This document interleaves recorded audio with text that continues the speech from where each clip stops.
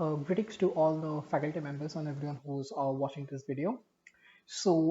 This is my assignment submission for the course Software Development for Portable Devices, where we are asked to design an Android application. So my name is Pratik Bhattacharya, and I'll be going through the details of my assignment. Now, first we'll be going through all the features that I have built as part of this assignment, or the features that I've explored. So I've explored fragments and adapters, that is mainly for the UI purpose, that is mainly for the UI purposes. That is, I'm binding a list of cars to my UI application, and I'm using a list fragment and an adapter to do the same.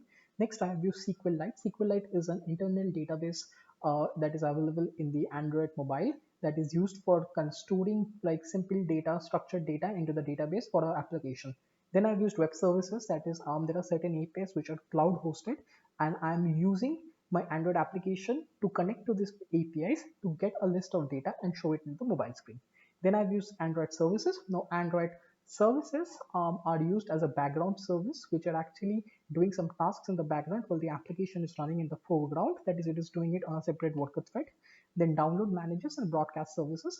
Download managers for downloading some file from the internet, and broadcast services which are actually listening to the event, that is when a download is getting completed, and showing a message or showing a toast message back to the user saying that a download has been completed. Now, before we go into the code, or before we go into technical architecture, obviously I'll be giving a little bit of business context as to what this application is and what this application is needed for. So this application can simply be viewed as a question bank for teachers and for other working professionals, people who are like adept at taking interviews, or people who are who set up question papers and stuff like that. So this application actually you works as a personal question bank for you, and then also you can share this question bank with the other users who are also using this application.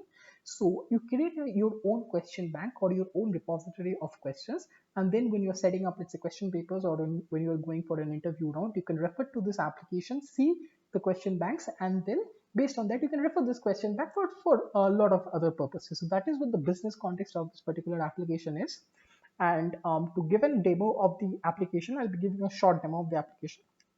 So this is my Android Studio. So this is where my code lies, and I'm actually using a real device. That is, I'm actually using my own mobile device, which is connected via USB to my laptop, and I'm debugging the application on my mobile device directly using ADB. That is the Android device. That is the Android debug bridge. So I'm starting the application, and as you can see, it is giving me that where should my deployment be? Should it be on the directly to my phone, or should it be on one of the virtual devices? So for now, I will go ahead and directly debug it into my phone. So you can see Android is running a certain task. It is doing some build processes, and once the Gradle build is over, it is going to install the APK onto my file, and you can see the app is actually opened on my device. Now, obviously, it is a little difficult from the camera to show the device. So what I'll be doing here is that I'll be using a third-party application known as Visor, which is a simple screencast application, which will be casting the screen of my mobile device onto my laptop, and it will be easy for me to demonstrate. So you can see, as soon as the application opens, I am seeing a list of questions, the questions, their answer, and what kind of a question you would like, whether it's a basic question, whether it's an intermediate question, that is, what is the difficulty level of that particular question. So this is where you can see the list of questions that has come up.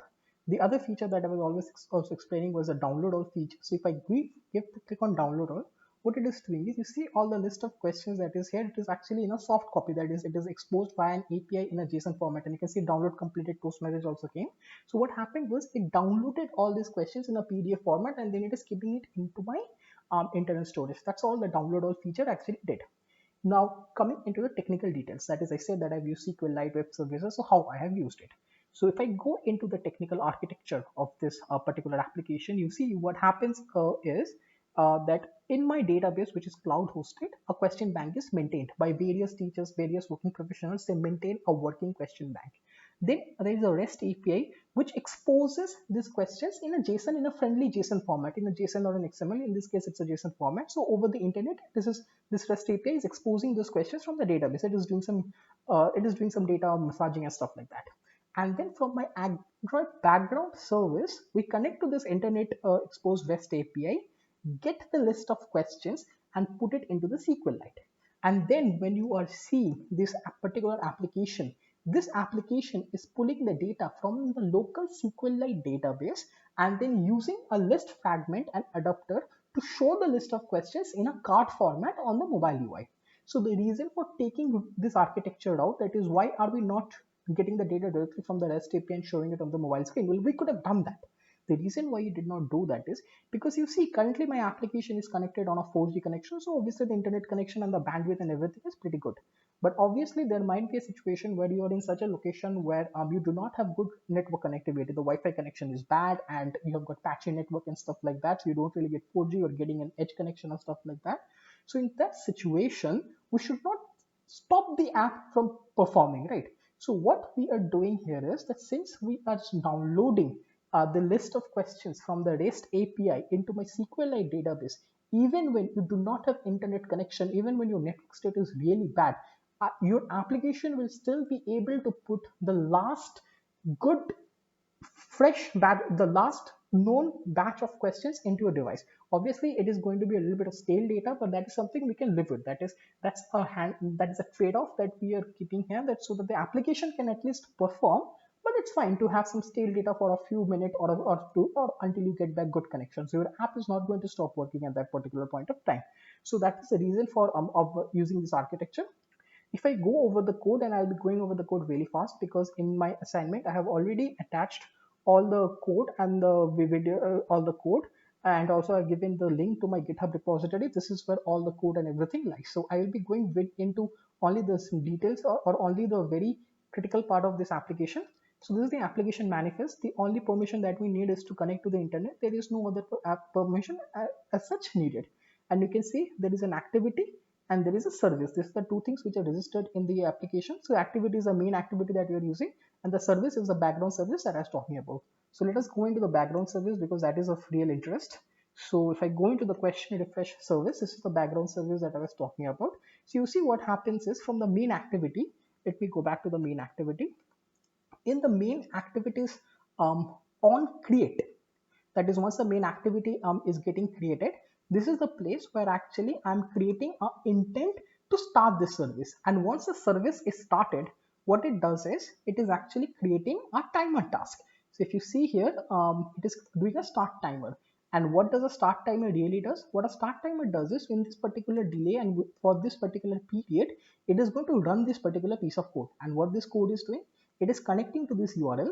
That is, it is making a web service call. It is connecting to this URL. It is getting the data, cleaning the local cache, because now that it has got the data, there is no need to keep the local cache. We can delete that local cache, cleaning that local cache and adding each question again into my SQLite. So how again it is adding into the SQLite and everything, even if I don't go into the details. So I'm creating a SQL DB from the SQLite helper, and then I'm just using content values to add the values. Similarly, when I'm reading all the questions, that is, I've got a method here called getAllQuestions. This method is doing the same thing. It is connecting to the SQL DB, creating a readable database in this case here, and then it is getting all the details of the question, the attributes of each question, and returning back an array.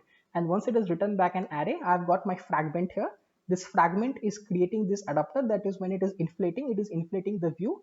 It is creating this adapter, and in the adapter it is passing the list of questions, and where it is getting the list of questions, it again got it from the SQLite database. So the architecture of the SQLite database and everything is pretty simple, and I will not go into the details of how the download managers and the other stuff is working because I've already attached the code, and I just wanted to explain the most critical part of the application in this video. So I hope this video is clear. I hope the Android application that I was trying to demonstrate or that I have built demonstrates my understanding and learning of the various Android features. So thank you for giving me thank you for your time, and I really hope that this video has been clear in demonstrating all the features that I wanted to demonstrate. Thank you so much.